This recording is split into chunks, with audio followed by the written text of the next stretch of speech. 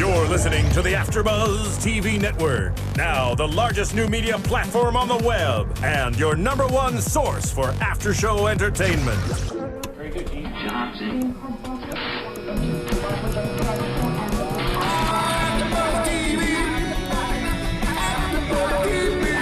From the AFTERBUZZ Studios in Los Angeles, California, presented by Maria Menounos and streaming live thanks to Akamai Technologies. This is AFTERBUZZ TV's Rising Star After Show. We'll break down tonight's episode and get you all the latest news and gossip.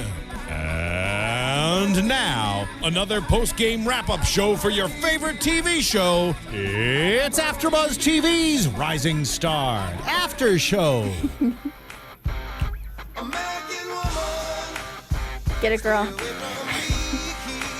Hello, everybody, and welcome to AFTERBUZZ TV. This is the after show for Rising Star, and it is week 8. I'm Heather Joy Smith, and here with me tonight is... I'm Kylie Hodges. Week Ocho! Woo! We are down to the final 2 weeks after this week, and we're playing American Woman because Josh Peavy tonight sang this song, and he killed it. Killed it. Killed it.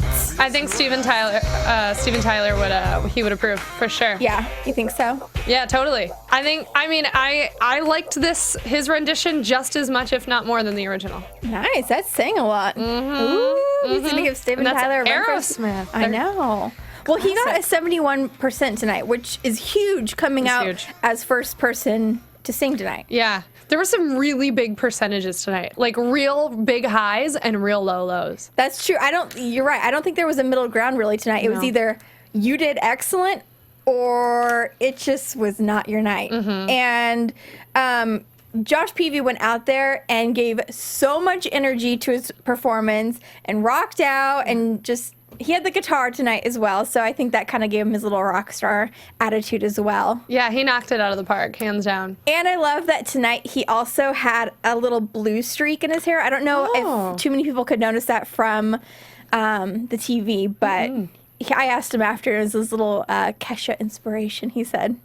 He said that's why he did it? Yeah. That's hilarious. Yeah. And his whole outfit was like the American Woman type, attitude. Rocker. Yeah. Rocker, chic. Yeah. Awesome. Yeah, loved him.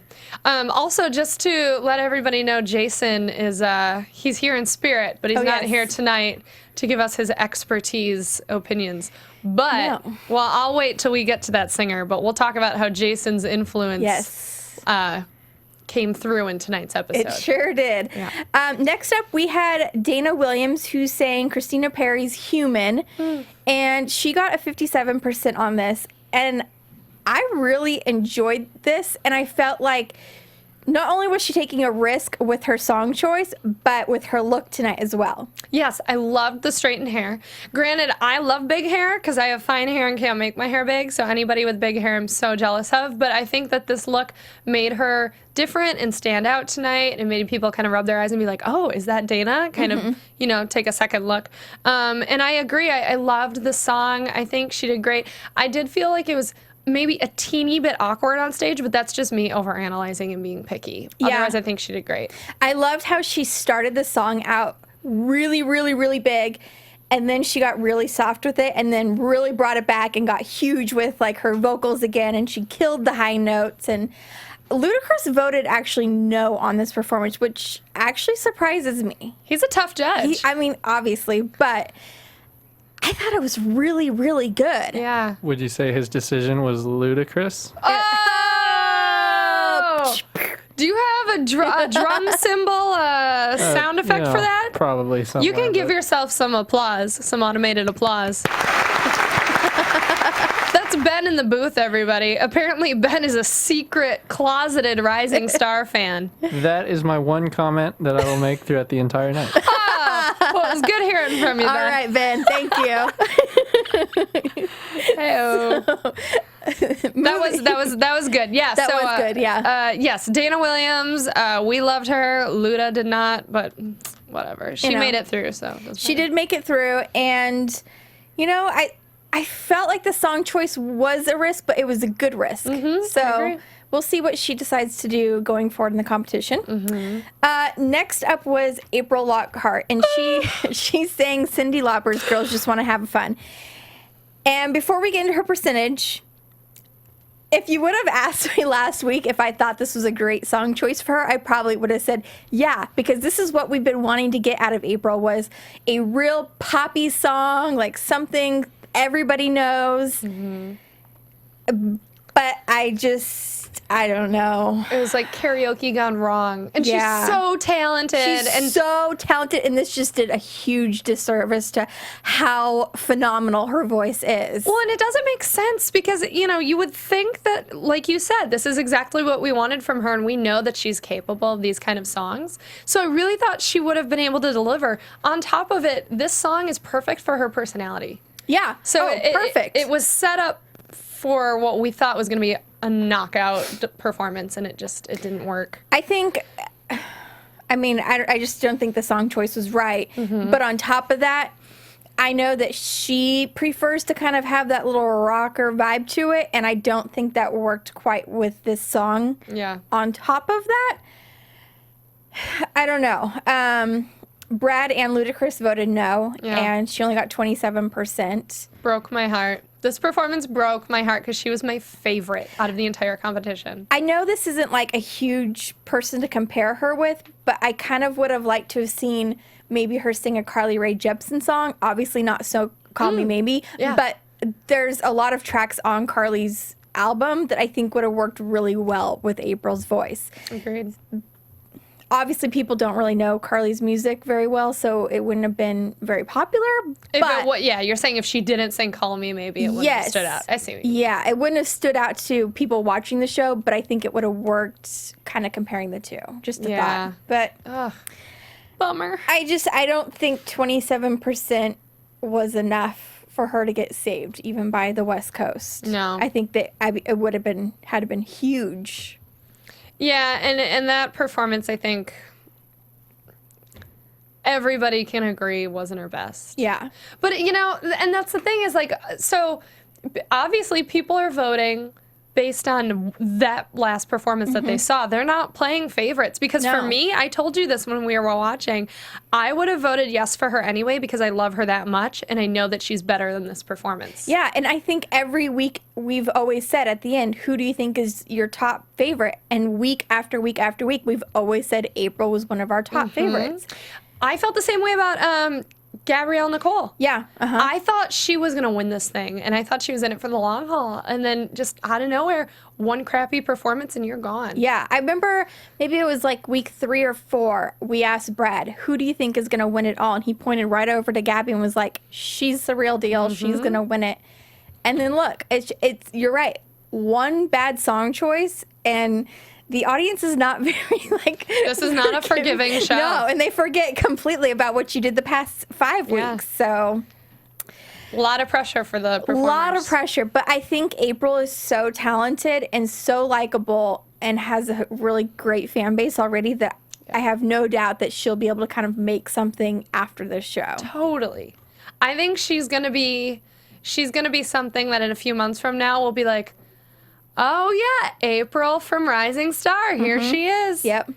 She'll get snatched up by a record company probably now. Yeah. I'm sure Capitol Records, who is one of the record companies who works with Rising Star, will probably snatch her up regardless.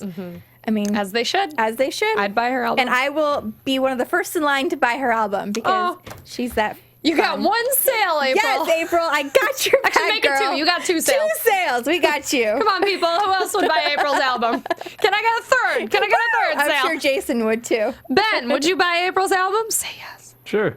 Good. All right. We got 3. And we're going to count Jason in 4. 4. There you go. You're welcome. All right, April. You got it. You're welcome. Okay, next up we have Monty Pot, who sang Elton John's Your Song.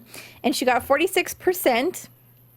And I think it's probably a risky song choice at first thought because it is Elton John. Yeah. That's kind of a big name to kind of compare yourself to. At 16? At 16. Yeah. But I think if there was anybody on the panel tonight who could have sang that, it was her because she does have such a big voice. And she doesn't really sound like him at all, so it wasn't like you were comparing the two songs together. I don't know. Just my thought. It was nice. Yeah. It wasn't my favorite performance, but it was nice. And honestly, I don't think I would save her out of the other people to save. You're right. Like I said, I'm crazy about April, so I would save her if I could. And also, Honey Pot is 16. Yeah. And, you know, we've got people like Joshua Peavy, or like, I know Karen is gone, but like people who are double her age and have an entire lifetime more experience than her. Yeah. With singing. And so I just feel like with the young people who are talented but I'm not crazy about, I don't feel as bad about not saving, because I know that they can only get better from here and they will have more opportunities. Yeah. And I guess April's the same way. Yeah. You know, I mean, her career is just beginning. Yeah. And she will only get more talented as she goes on. Exactly. I think once she gets a little bit more training and coaching and stuff, perfect. They'll be great.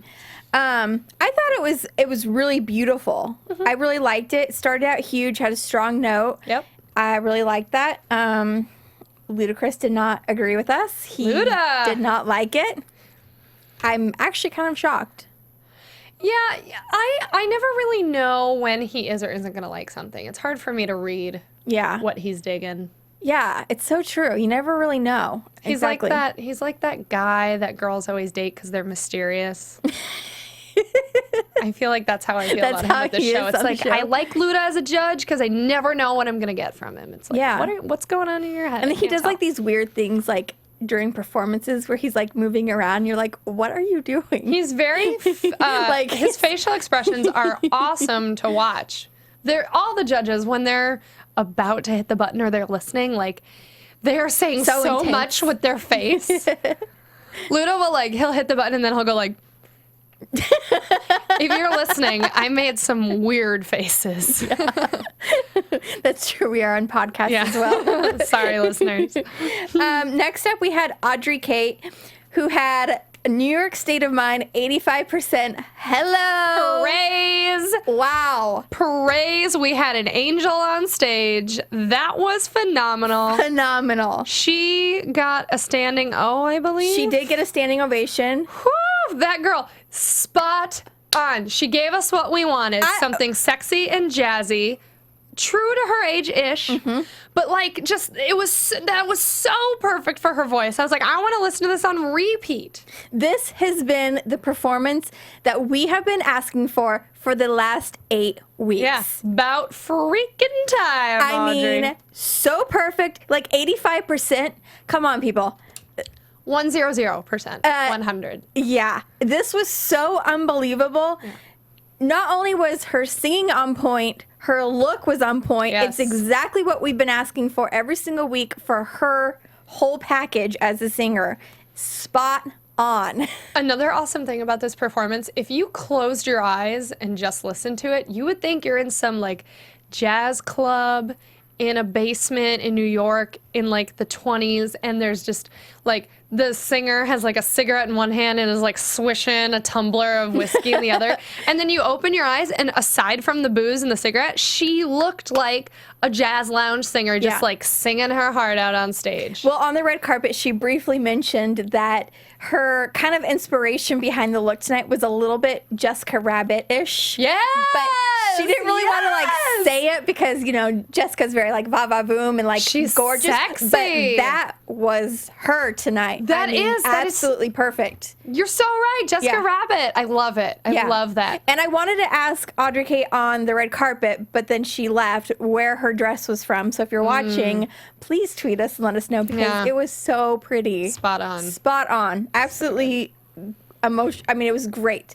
And I will download that. Yeah, she got emotional at the end, which was really sweet. And Brad's reaction the whole time was like, yes! The minute she started singing that song, they cut to a wide shot behind the judges, and you see Brad go back and throw his arms up, and he did exactly what everybody was thinking. Yeah, exactly. Perfect. Great. So, well-deserved 85%. Should have been higher, but we'll take that. Can I just say, that from her on, the rest of the competition was phenomenal. Oh, yeah. The rest of the show after her, I felt like the show kind of had a little rough start, I guess, a little bit. Minus Josh Peavy. They just brought the energy and the expectations to a new level. Like, Yeah. they took everything that you would expect to come out of next week and they brought it now, which means like everybody has to step up their game times 1,000 next week. Yeah. It's gonna great. get brutal as the weeks go on because next week we have the top 6, and it's gonna get fierce.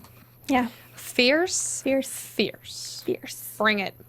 Okay, so next up, all the next contestants had to face the wall before they went up, or before the wall went up. They had to get to the certain percentage of the person in, what do they call it? The red chair. The lowest. Yeah, percentage, whatever the lowest basically. scores. They have a name for the Hot chair. seat. Hot seat. Yes. Oh, there is you go. it? Yes, it's hot seat. Look at me. So they were fighting for that position. So Austin French went, and he got 89% with House of the Rising Sun. And Loved it. The energy he has on stage is infectious. He's a superstar. He is. And he didn't have his guitar in hand tonight. No. But I felt like he was a one-man band. Yes. Doesn't it feel that way? Okay, so when he went out there and was just standing there, no music on, and started singing the song just himself, it was more powerful, I think, than anything else, like anyone else has done. Like, just that. I could have done without music the whole entire song and just had him, because every single bit of him was giving so much passion into the song. I don't have anything else to say except I loved it. I loved his energy. He's adorable. I'm not single, and neither is he, but that's okay. We still love him every me week. up. Yeah, I mean, he's great. Whew, I'm getting a little... Austin French, woo! Need a cold shower. He's great. He's so good. And Luda stood up at the end, which was nice too, because I mean, he did such a great job.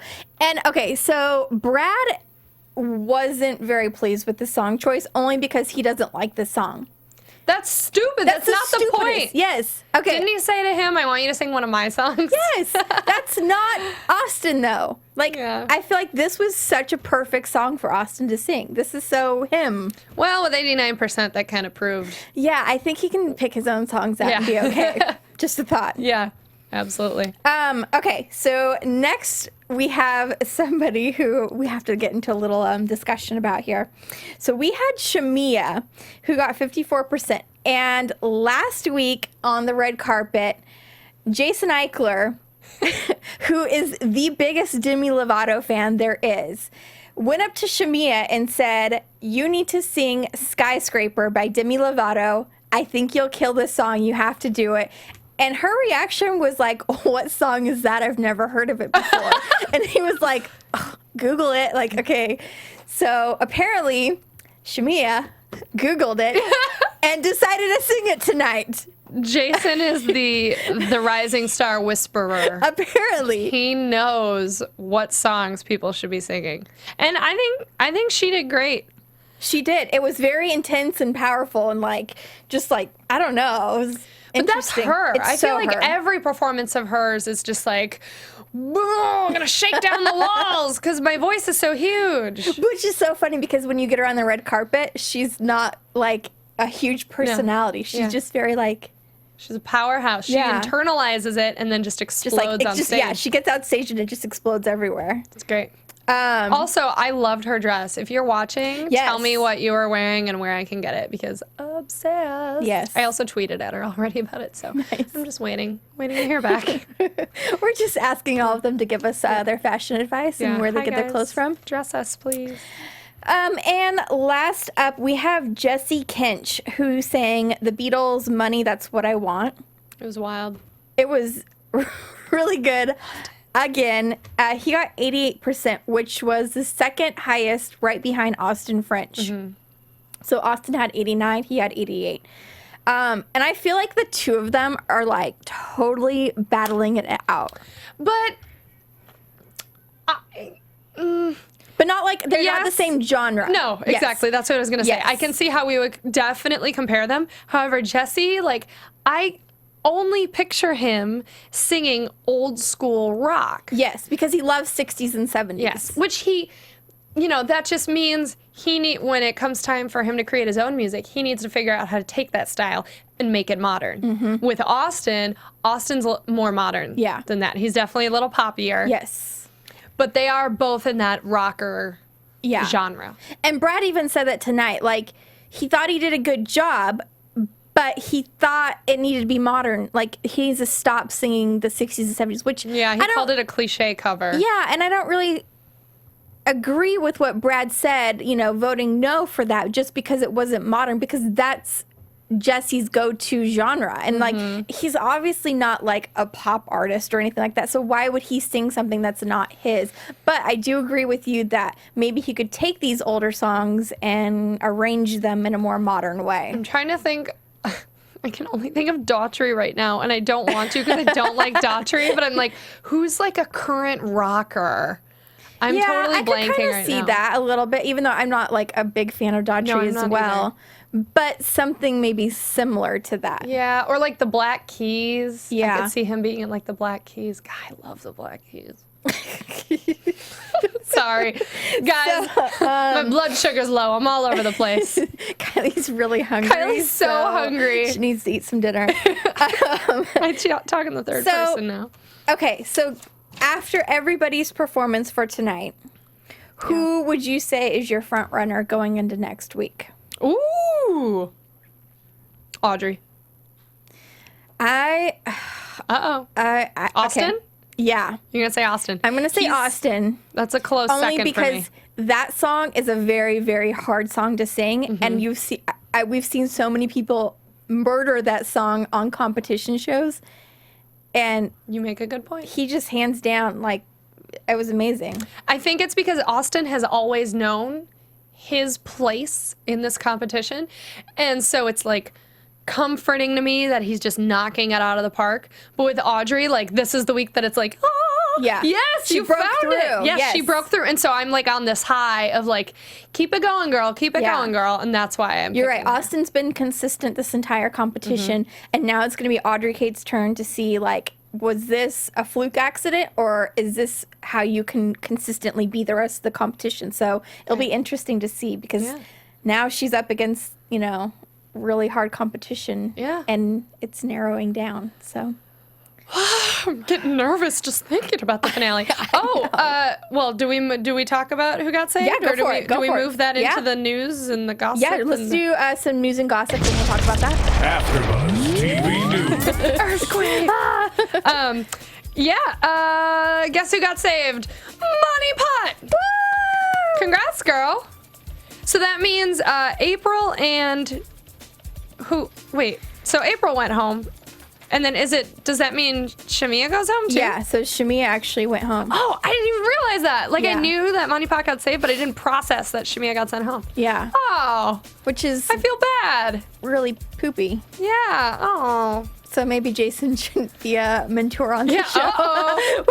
Should we blame him for... No, it's definitely not his fault. I feel like the cards weren't in her place because I think she gave a great performance. I think she was good. She wasn't quite up to standards what she should have been. I'm trying to think. You know what, though? If she, out of the people who did make it, I don't know if I would trade anybody for her to go. Yeah, it was so close.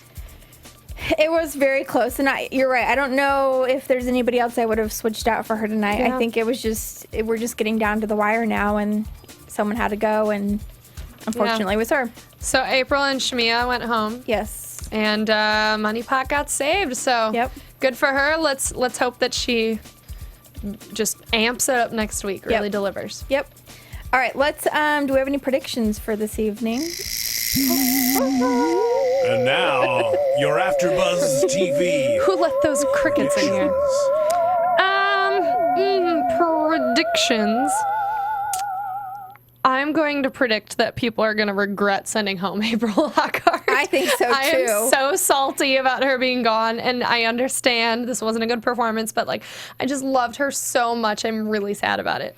If we could predict that they bring one person back as, like, the wild card. The whole wild card, it would be April. Yeah.